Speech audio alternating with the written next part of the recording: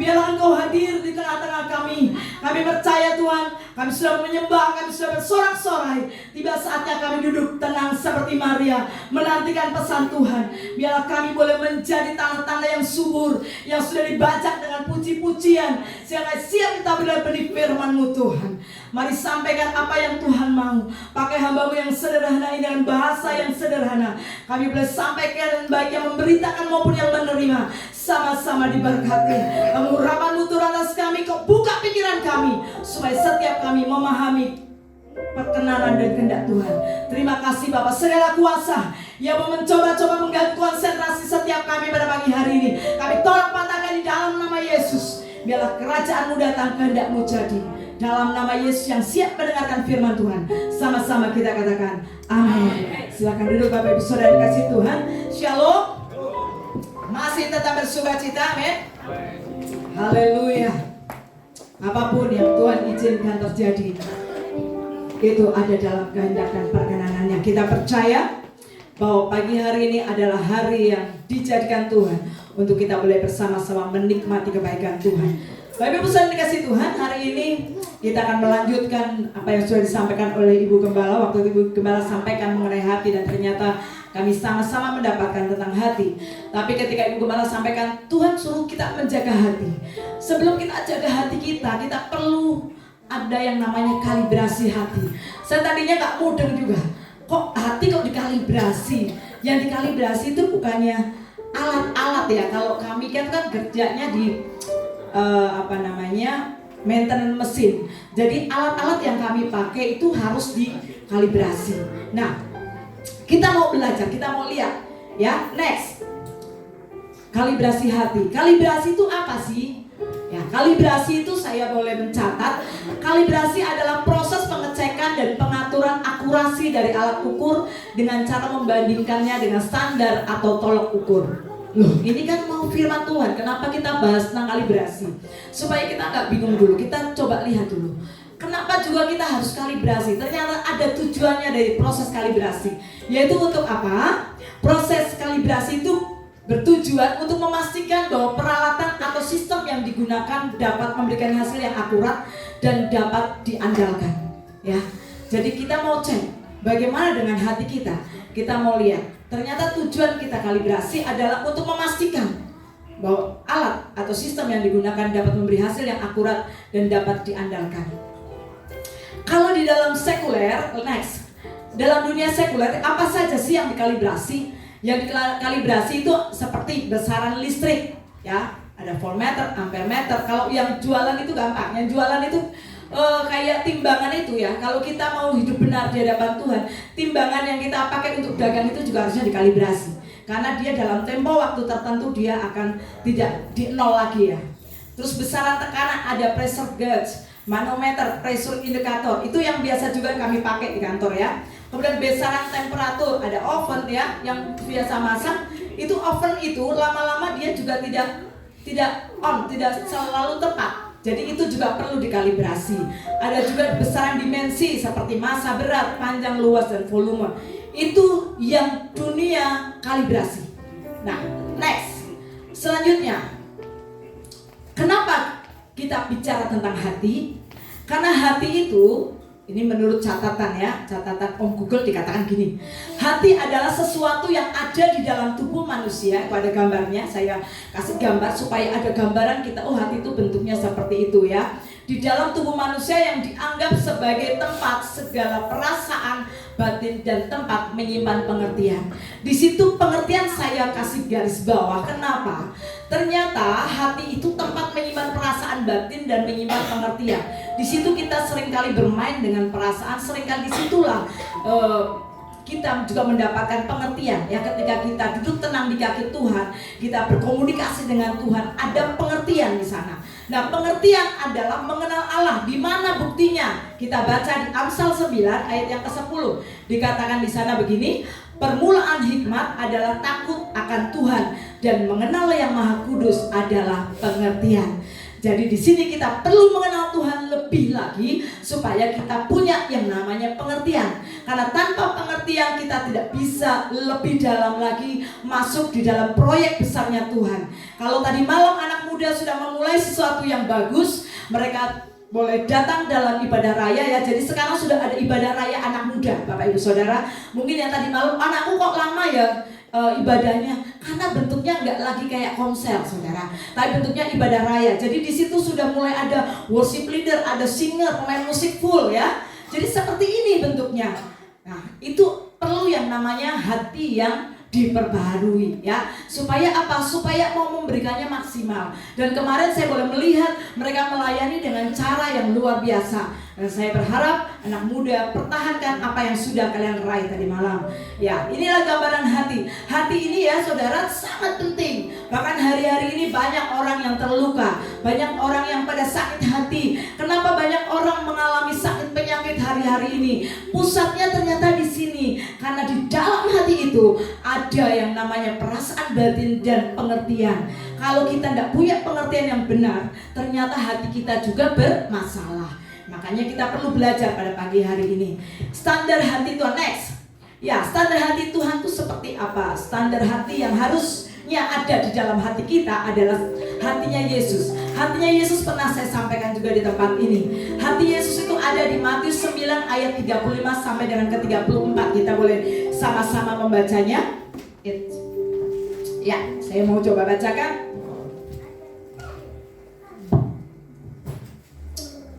Matius 9. Matius 9 ayat yang ke-35 dan 36 dikatakan begini. Judul perikopnya, belas kasihan Yesus terhadap orang banyak. Demikianlah Yesus berkeliling ke semua kota dan desa. Ia mengajar dalam rumah-rumah ibadat dan memberitakan Injil Kerajaan Sorga, serta melenyapkan segala penyakit dan kelemahan. Melihat orang banyak itu, tergeraklah hati Yesus oleh belas kasihan kepada mereka, karena mereka lelah dan terlantar seperti domba yang tidak bergembala. Ya, dengan sangat jelas dikatakan ada 4 poin yang saya tampilkan pada pagi hari ini. Yang pertama dikatakan, demikian Yesus berkeliling ke semua kota dan desa. Artinya Yesus punya hati yang menjangkau.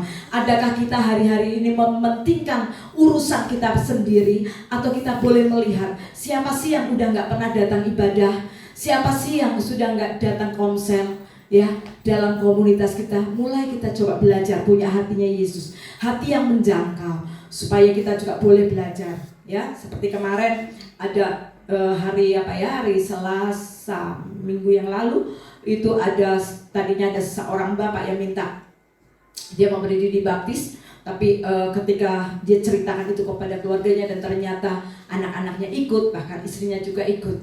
Ya, mereka kenapa? Mereka rindu memperbaharui hidupnya.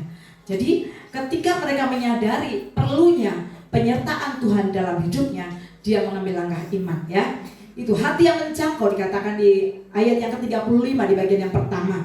Yang kedua, ia mengajar dalam rumah-rumah ibadat. Mengajar artinya memberikan sesuatu. Nah, bukan berarti kita semua harus menjadi pengkhotbah, enggak. Bukan berarti kita semua menjadi orang yang harus keliling menyampaikan firman, enggak juga. Memberi itu bisa banyak hal. Kita bisa berdoa, ya. Kita bisa memberikan perhatian. Kita bisa juga memberikan apa yang orang sekeliling kita perlukan.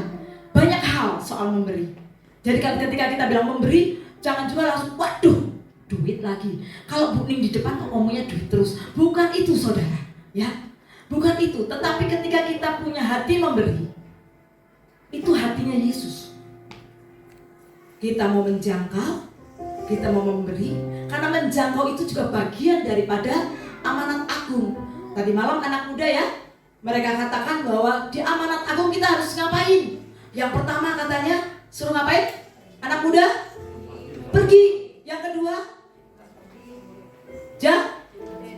jadikan gak sebagian, semua bangsa, ya. Ketika kita menjangkau gak cuma unlimited, Tuhan bilang semua bangsa. Kemudian setelah itu baptis dan ajar. Jadi kita punya tanggung jawab itu luar biasa, saudara. Ya, ketika kita mau memberi pengertian, memberi perhatian, memberi doa, ya. Ketika engkau bilang, aku nggak ada yang ku beri, ada. Tidak ada satu manusia pun yang tidak punya apa-apa, ya. Ketika engkau duduk tenang berdoa, engkau sudah memberi. Engkau mendoakan hamba-hamba Tuhan, engkau mendoakan keluargamu, engkau mendoakan bangsa ini, engkau sudah memberi. Dan hanya hati Yesus. Saudara ingat beberapa waktu yang lalu ada tante Gece di sini dibilang 1000 hari dia sudah ikutin doa pagi jam 5 itu berdoa bagi bangsa. Ternyata saya dan beliau ada di tempat yang sama. Kita ada di komunitas yang sama, yaitu berdoa bagi bangsa. Kenapa kita berdoa bagi bangsa? Karena di mana engkau tinggal, kesejahteraan kota, kesejahteraan bangsa itu kesejahteraan kita. Dan itu tugas panggilan kita.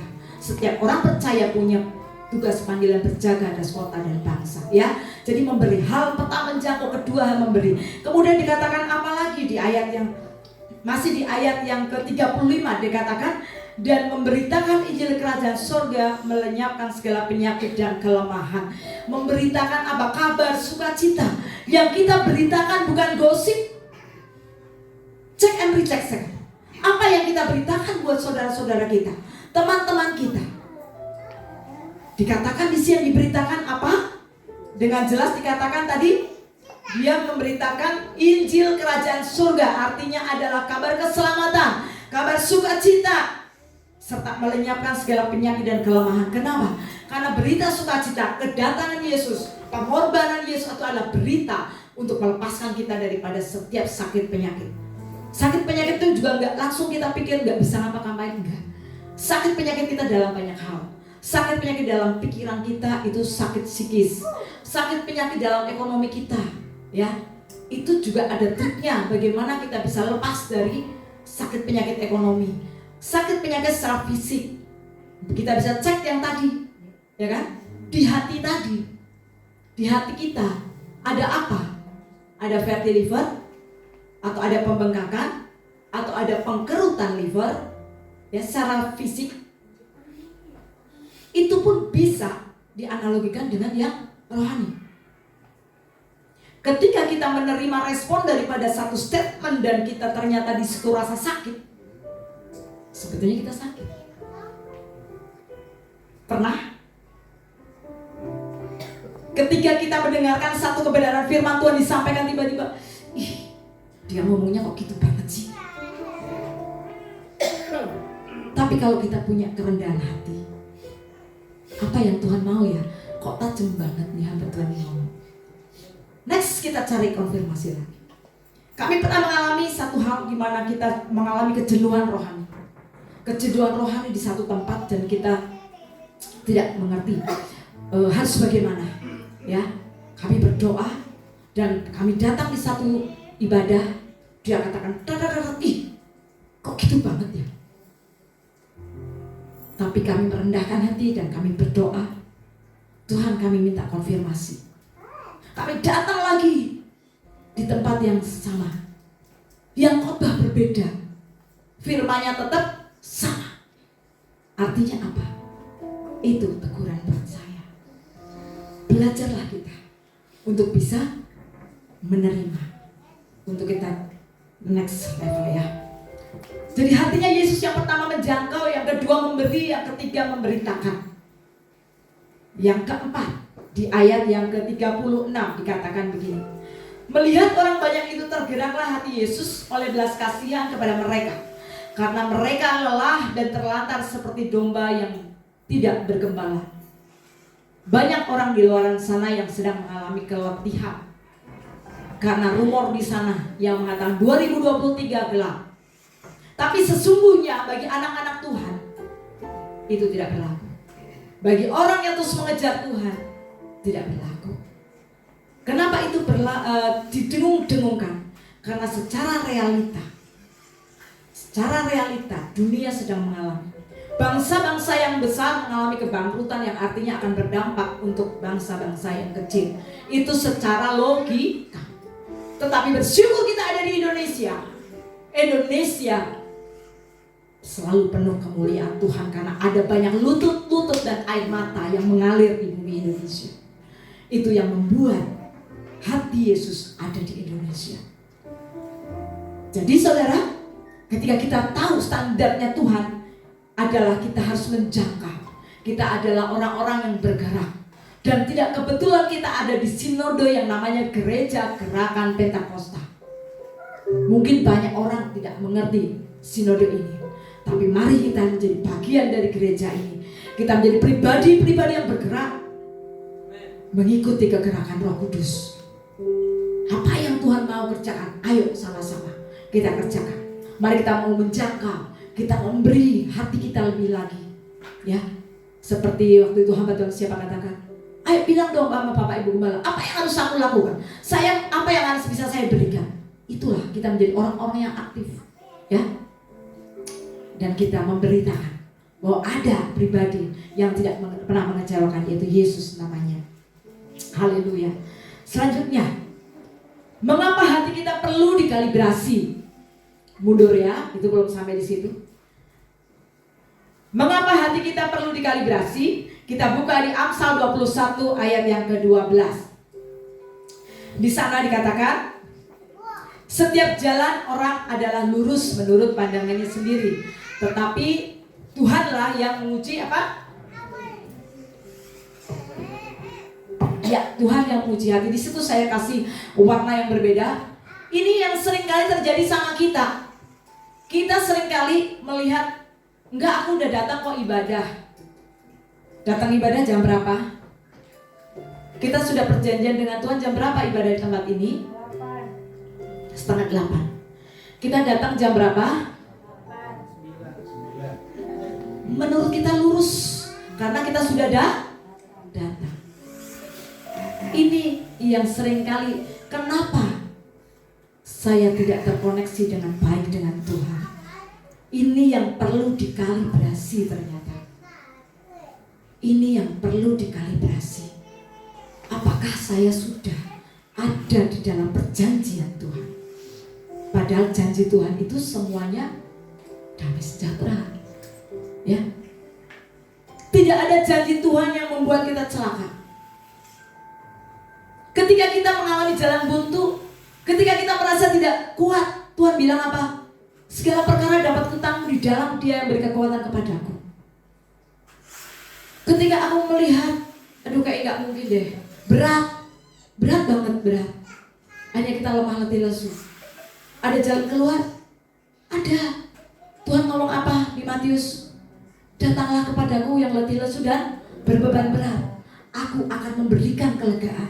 Ada banyak janji-janji Tuhan yang seringkali tidak tergenapi dalam hidup kita karena kita sering membangun pengertiannya sendiri. Seperti di Roma katakan, ketika engkau membangun pengertianmu sendiri, engkau tidak akan tunduk kepada hukum Tuhan. Dan itulah yang sering terjadi di dalam hidup kita. Ya, mari saudara, kita mau renungkan. Tuhan mau memberkati kita dengan penyertaan yang ajaib. Tapi janganlah engkau membangun pengertianmu sendiri. Mari kita mulai berikan waktu kita sama Tuhan. Saudara, kenapa ketika kita ibadah datang dan pulang sama? Karena hati kita seringkali masih keras untuk ditaburi firman Tuhan. Kenapa hati kita keras, gak bisa dilembutkan? Oh, aku karakternya memang begini, aku gak bisa, aku kan orangnya temperamen, gak bisa, aku suruh lemah lembut gitu, gak bisa. Ini pernyataan yang salah, saya bilang. Sebetulnya setiap hati kita yang keras bisa dibaca oleh apa? Pujian, penyembahan.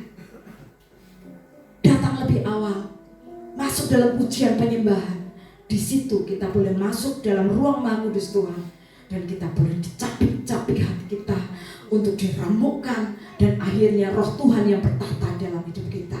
Ketika roh Tuhan yang bertahta dalam hidup kita, maka firman ini tidak tergenapi dalam hidup kita. Tapi kita boleh melihat rancangan Tuhan itu ya dan amin. Karena apa dikatakan di berikutnya, kalimat berikutnya, tetapi Tuhanlah yang menguji hati. Tuhan yang melihat kedalaman hati kita. Di ibadah wanita seringkali juga banyak yang berdalih. Tetapi itu tadi Tuhan sebenarnya melihat hati. Ketika hati kita rindu, seperti kemarin Bu Indrawati, dia kerja ikut gitu. Tapi kalau yang di rumah, tolong jangan di samping gosok gitu ya. Kenapa? Itu kita menghargai hadirat Tuhan, saudara. Walaupun kita ibadah online, tapi itulah hadirat Tuhan yang harus kita hormati. Kita kalau ngadep presiden, emang kita sambil gosok? Enggak juga kan. Kita kalau diundang ke istana, kita beli baju yang terbaru, kita pakai jas gitu ya, kita ke salon gitu. Tapi ketika kita menghadap Tuhan, seringkali itu yang kita lakukan. Walaupun itu dimulai dari hati. Tapi Tuhan juga bilang, apa yang keluar itu yang meluap dari hati. Kalau kita seringkali mengekskluskan sikap kita, itu akan membuat kebiasaan. Orang yang sudah biasa melakukan kesalahan tidak lagi merasa salah ketika kelakuan kesalahan itu terus berlanjut. Tapi ketika kita membiasakan, memaksa diri kita untuk tidak lakukan satu kesalahan, begitu kita salah ngomong, salah body language kita, ketika cara pandang kita sebelah mata, kita kerasa, tadi aku ini nyakitin orang itu, kita langsung sadar dan kita minta ampun. Dan pemulihan itu terjadi ketika kita mengaku dosa kita. Di mana ayatnya? 1 Yohanes 1 ayat 9.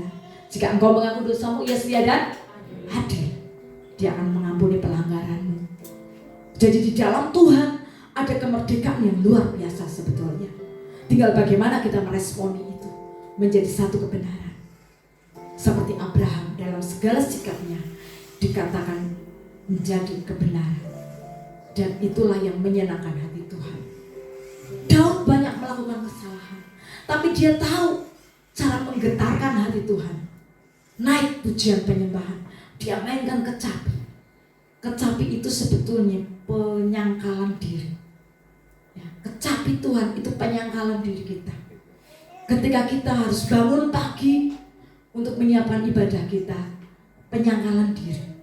Lagi hujan-hujan enak-enak kita tidur bangun siang, tapi kita harus bangun pagi karena pelayanan. Saya bersyukur tadi jam 7 kurang sampai sini, Dedes udah siapin semuanya.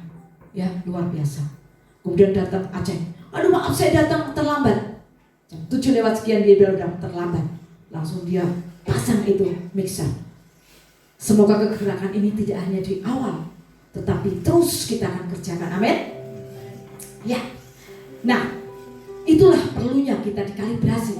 Karena ternyata kita seringkali punya pandangan yang salah, pengertian yang salah. Sementara hati kita di sana ada pengertian dan tempat Tuhan bertahta. Oleh karena itu kita mau lihat dampak daripada kalibrasi itu apa. Di Amsal 15 ayat ke-13 saya sudah mencatat di situ supaya gampang kita membacanya. Hati yang gembira membuat muka kita berseri-seri, tetapi kepedihan hati mematahkan semangat.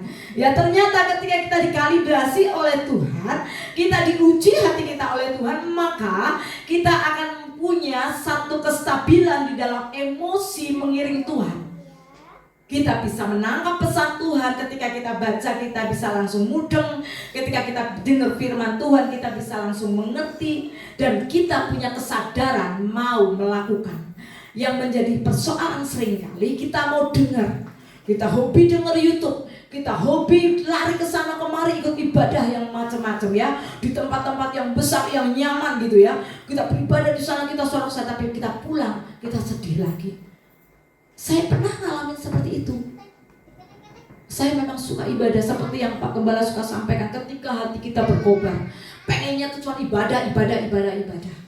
Ya, saya daripada diajak ke pesta, lebih baik diajak doa semalaman, muji menyembah. Itu rasanya itu saya nggak sendirian. Saya kalau di pesta seringkali saya merasa sendiri. Saya memang abnormal. Ya, saya seringkali merasa sendiri di pesta. Tapi ketika saya di hadirat Tuhan, saya merasa ada kehangatan cinta yang luar biasa.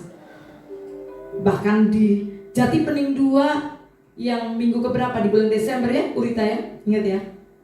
Kita hanya berapa orang, tapi ketika kita menaikkan pujian penyembahan dengan sungguh-sungguh, kita tuh saling ngomong gini, kok tadi kayaknya banyak banget yang datang ya, kok banyak banget, ternyata yang dengar gak cuma satu orang.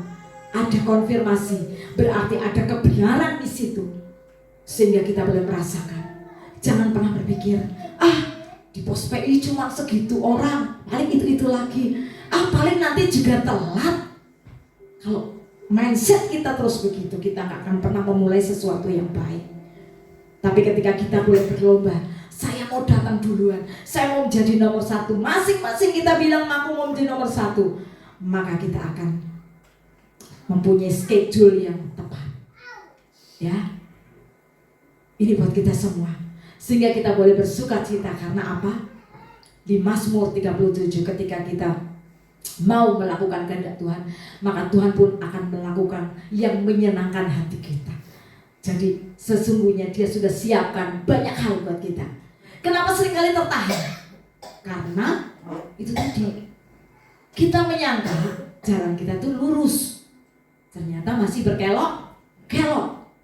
Sehingga ada lagu apa? Ratakan tanah bergelombang, timbullah tanah yang berlubang, menjadi siap dibangun di atas dasar iman. Ada pujian itu. Pujian itu ada tujuannya, saudara. Ketika kita menyanyikan itu sungguh-sungguh, itu menjadi berkat.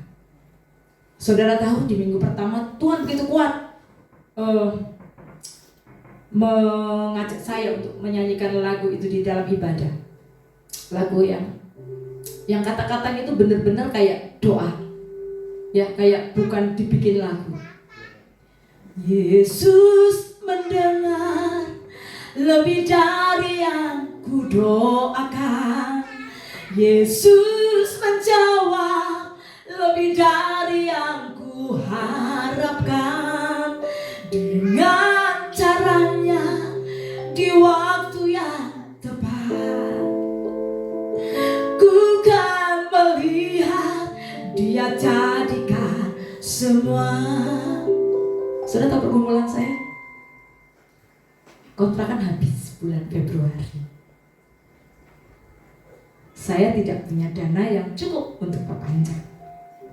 Tapi Tuhan kasih satu tempat di Cikarang, tempat yang cukup kecil, dengan bangunan yang sudah tinggal robohnya, dan kami harus mulai mencicil barang ke sana. Akhirnya dengan lutut dan air mata saya bilang, Tuhan, aku mulai berjalan bersama dengan Engkau.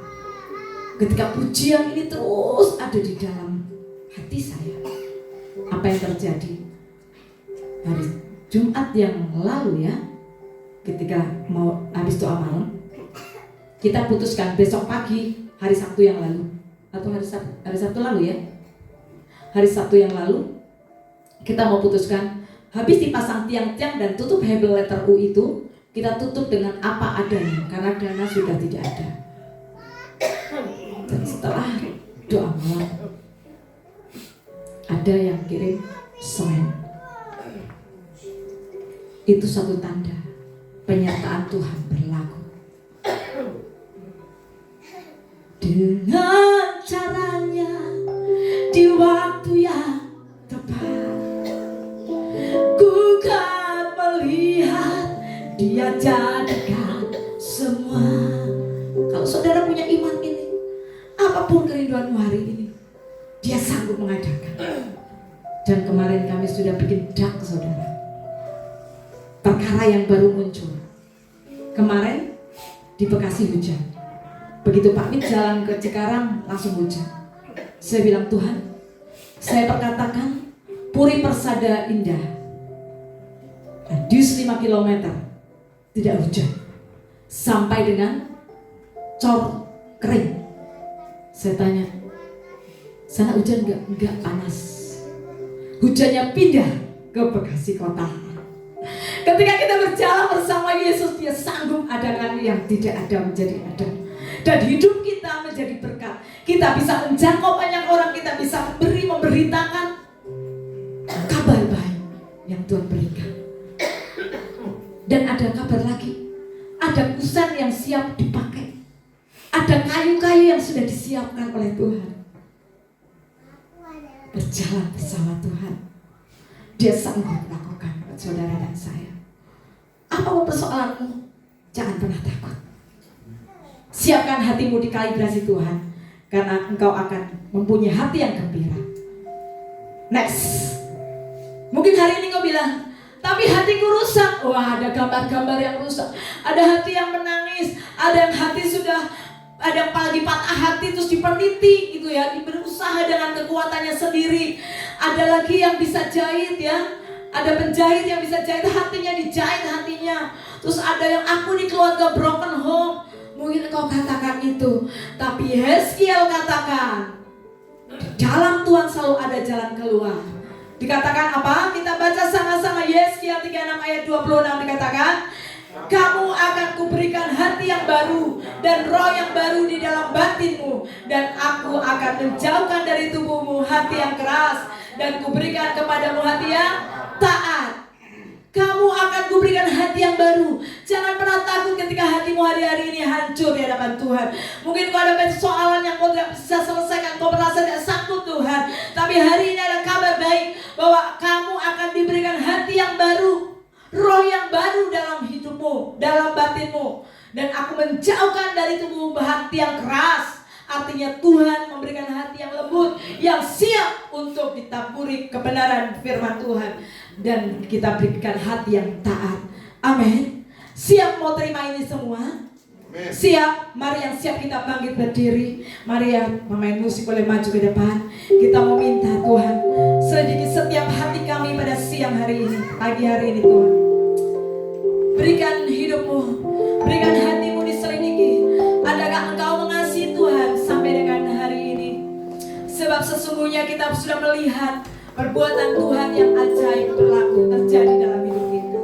Terima kasih Bapa, haleluya. Terima kasih Yesus. Selidiki aku, lihat hati kami, lihat hatiku. Apakah aku sungguh mengasihi Engkau Tuhan? Sungguh mengasihi.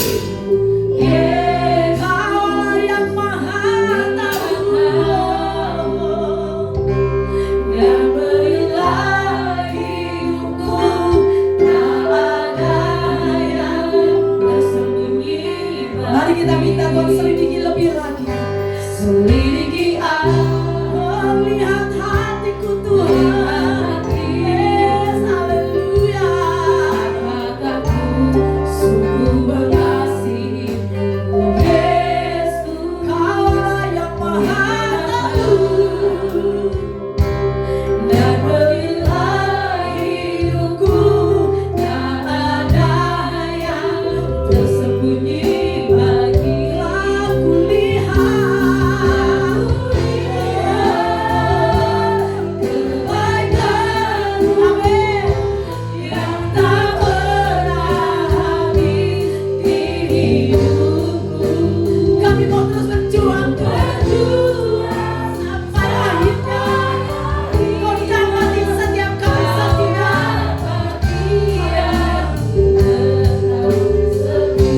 Dan bersinar memuji Tuhan dengan lembut. Katakan, mari jemaat Tuhan renungkan kata-kata dari pujian ini. Minta masing-masing pribadi berurusan dengan Tuhan. Minta Tuhan uji setiap hati kita pagi hari ini, supaya setiap perjanjian Tuhan berlaku dan terjadi dalam hidupmu. Karena sesungguhnya pencobaan kamu yang biasa, Tuhan menguji supaya kita next level. Lebih lembut lagi, katakan selidiki aku Tuhan.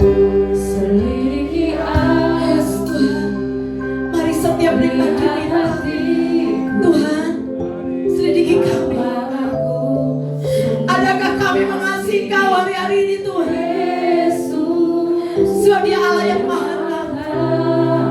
Tidak ada gunanya Kau menutupi segala sesuatu di hadapan Tuhan. Bukan semuanya, supaya Engkau melihat perbuatan yang ajaib. Mari yang melihat sama-sama katakan, aku lihat, amin, kebaikan-Mu, amin, haleluya, yang tak pernah habis di hidupku. Ku berjuang sampai akhirnya, Kau dapati aku tetap. Ku berjuang sampai akhirnya. Ku berjuang sampai akhirnya, Kau dapati. Sekali lagi katakan, ku berjuang Tuhan.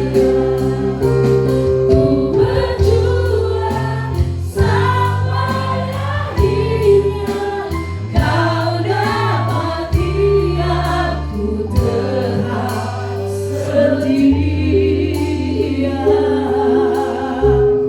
Mari Bapak selidiki setiap hati kami. Inilah hati-hati kami yang siap dikalibrasi Tuhan. Buat hati kami bisa menjangkau banyak jiwa. Buat hati kami bisa memberi dengan sukacita. Berikan hati kami untuk memberitakan bahwa ada kabar sukacita. Engkau Allah yang sanggup menggantikan hati yang baru. Bahkan organ-organ tubuh yang sakit, Engkau sanggup menggantikannya menjadi baru Tuhan. Biar mata roh kami melihat perbuatan-Mu yang ajaib, sehingga kami boleh melakukan Tuhan seperti Engkau lakukan. Supaya hati kami seperti hati-Mu, pikiran kami sama dengan pikiran-Mu. Kami sederap dengan Engkau. Kami nyatakan kami level up Tuhan. Ketika kami level up, kami pasti sudah berubah. Tapi kalau ketika kami masih belum level up, kami mau next level Tuhan. Kami mau level up seperti teman-teman kami. Kami mau Tuhan ada di level yang lebih tinggi, supaya kami mengenal hati-Mu dan Kau jumpai kami setia sampai kami menutup mata. Bahkan kami rindukan destiny kami adalah sampai pengangkatan, sehingga tidak ada satupun kami yang mengalami lemah letih lesu, tapi kami dikuatkan. Kami menjadi pribadi yang bergerak sesuai dengan Kau tempatkan kami dalam satu sinode gereja gerakan Pentakosta, gereja yang bergerak dalam roh, yang dipimpin oleh roh. Ada api Roh Kudus yang membakar setiap kami untuk kami membawa jiwa. Kami menjadi pribadi-pribadi yang misionaris, yang tidak egois, tapi kami peduli untuk boleh banyak jiwa dimenangkan bagi Engkau. Terima kasih Bapa. Hamba-Mu sudah selesai menyampaikan apa yang Kau mau. Meteraikan setiap firman-Mu dalam setiap lubuk hati kami, supaya ketika Engkau terus mengajar kami dari hari ke hari ke depan, kami semakin mengerti firman-Mu yang Kau sampaikan pada hari ini. Bagi-Mu segala pujian, hormat dan kemuliaan. Hanya Engkau yang punya kedahsyatan kemasyhuran. Di dalam nama Yesus yang diberkati, sama-sama kita katakan amin. Silakan duduk Bapak Ibu Saudara.